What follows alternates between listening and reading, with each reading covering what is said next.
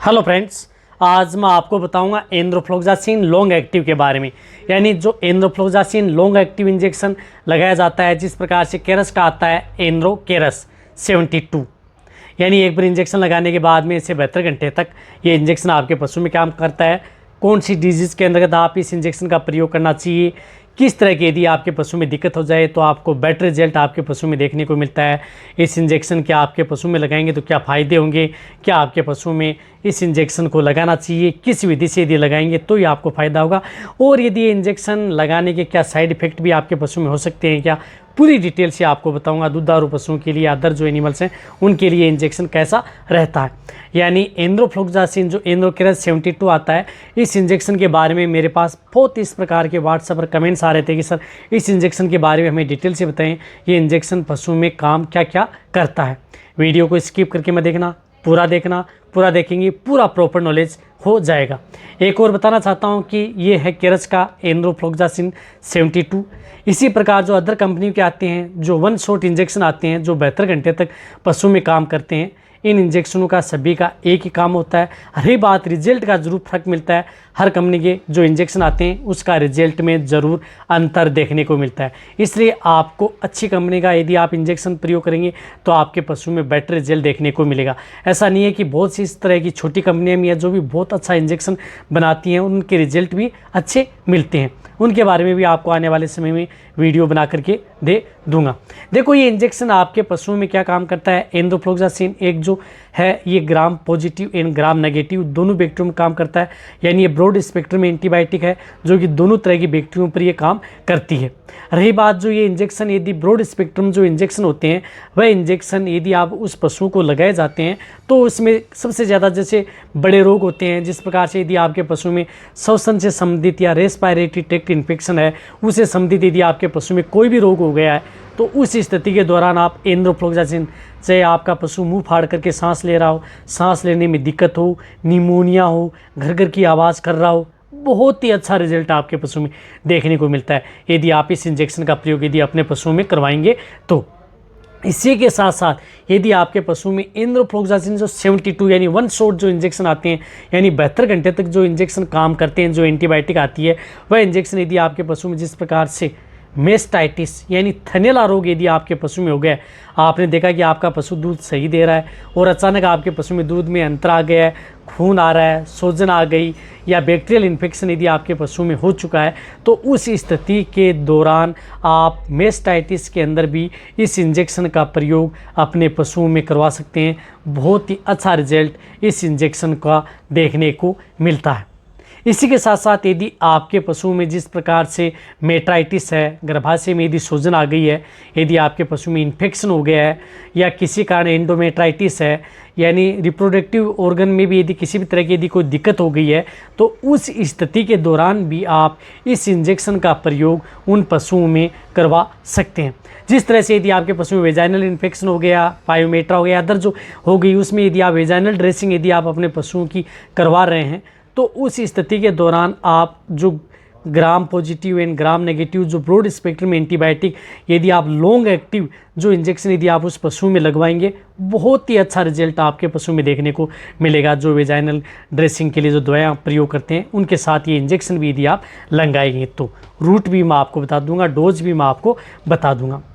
इसी के साथ साथ यदि अदर जो गैस्ट्रोइंटेस्टाइनल इन्फेक्शन यदि आपके पशु में हो गया है तो उस स्थिति के दौरान भी आप अपने पशुओं में इस इंजेक्शन का प्रयोग करवा सकते हैं। इसी तरह से यदि आपके पशु में किसी तरह का माइकोप्लाज्मा इन्फेक्शन है या डाइजेशन से संबंधित यदि आपके पशु में दिक्कत हो गई है तो भी आप उस कंडीशन के दौरान भी आप इस इंजेक्शन का प्रयोग आप अपने पशुओं में करवा सकते हैं। इसी तरह से अदर जो डिजीज़ हैं उसके अंदर भी इस इंजेक्शन का प्रयोग करवाया जाता है। जिस तरह से यदि आपके पशु में एचएस, हेमोरेजिक सेप्टिसिमिया, गलघोटू यदि आपके पशु में रोग हो जाता है तो इस इंजेक्शन का प्रयोग उसमें भी करवाया जाता है। बहुत ही अच्छा रिजल्ट इस इंजेक्शन का आपके पशु में देखने को मिलता है।